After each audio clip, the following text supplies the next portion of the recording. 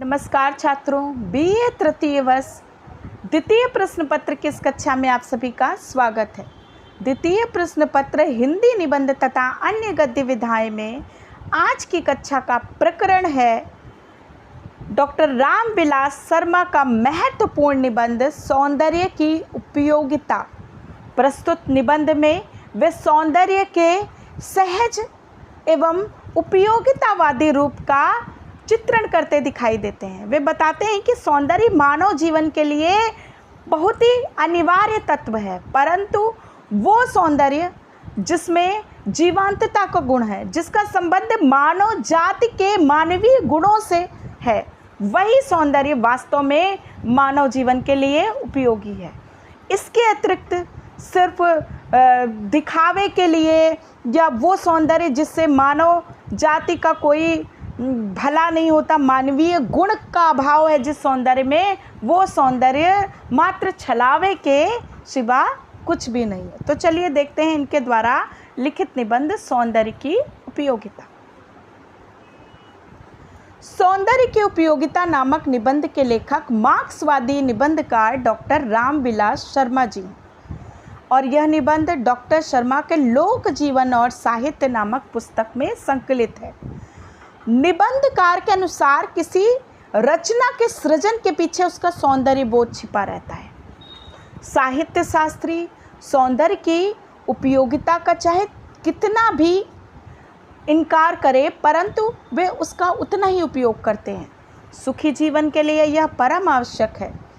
कला के संबंध में अपनी मान्यता प्रस्तुत करते हुए डॉक्टर शर्मा कहते हैं कि कला की विषय वस्तु ना वेदांतियों का ब्रह्म है, ना हेगल के निरपेक्ष विचार।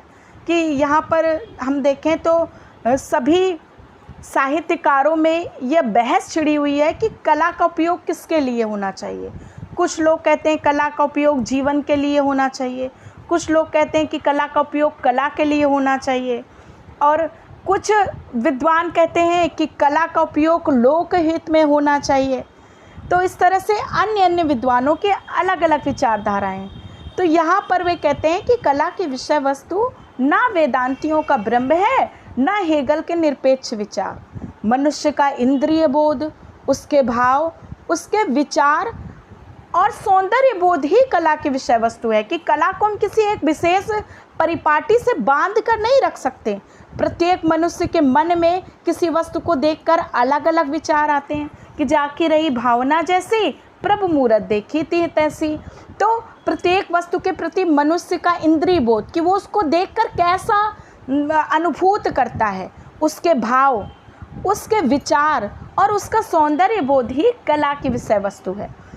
तो सौंदर्य की वस्तु के गुण की भांति सदैव एक सा नहीं होता। कि भाई सौंदर्य भी बदलता रहता है। कहते हैं ना, छड़े छड़े ये नवतामुपैत तदैव रूप रमणीयताया।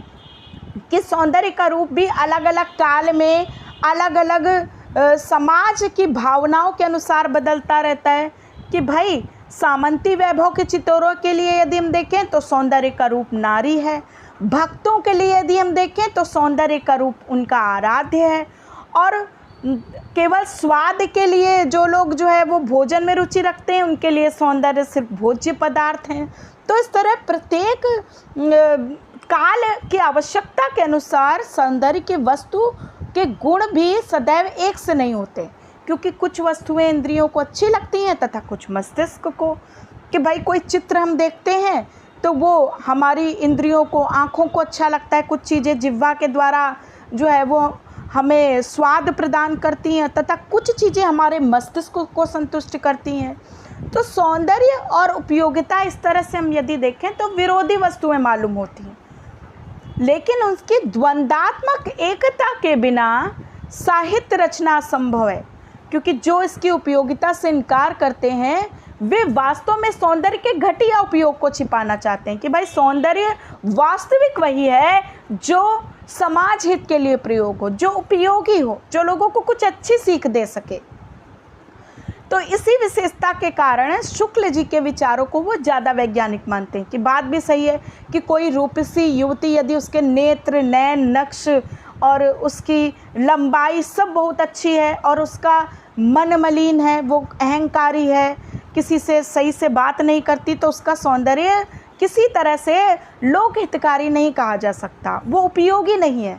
इसके विपरीत कोई साधारण दर्जे की युवती भी यदि लोगों के प्रति दया का भाव रखती है और कर्मवादी है, परिश्रमी है, सबसे मीठा बोलती है, तो उसका सौंदर्य ना होने के बाद भी लोक जीवन के लिए उपयोगी है।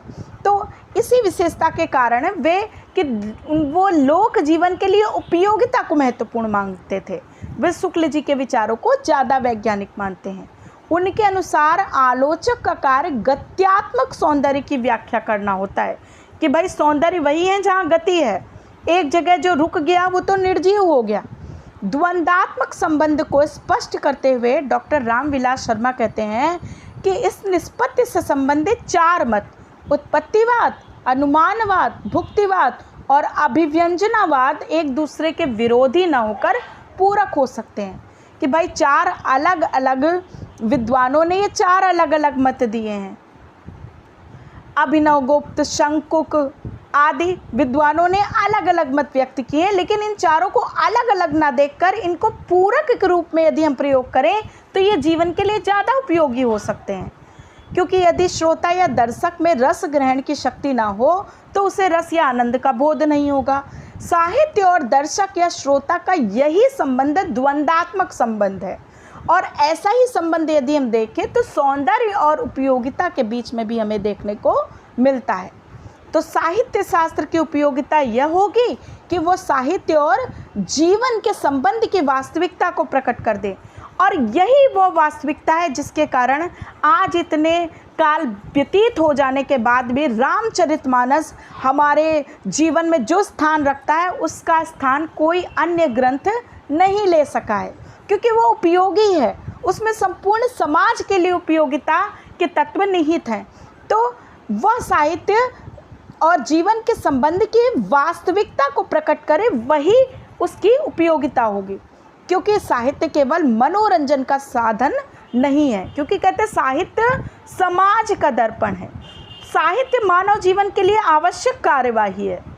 तो इस तरह से यदि हम देखें तो ताजमहल को एक बादशाह शाहजहां ने बनवाया था। क्यों? क्योंकि उसे सौंदर्य परक भेंट देनी थी अपनी पत्नी को। परंतु यदि हम देखें तो उसका लोक उपयोगितावादी पक्ष इतना अधिक प्रखर होकर के सामने नहीं आता है। इसी तरह यदि हम देखें तो साहित्य में आनंद मिलता है।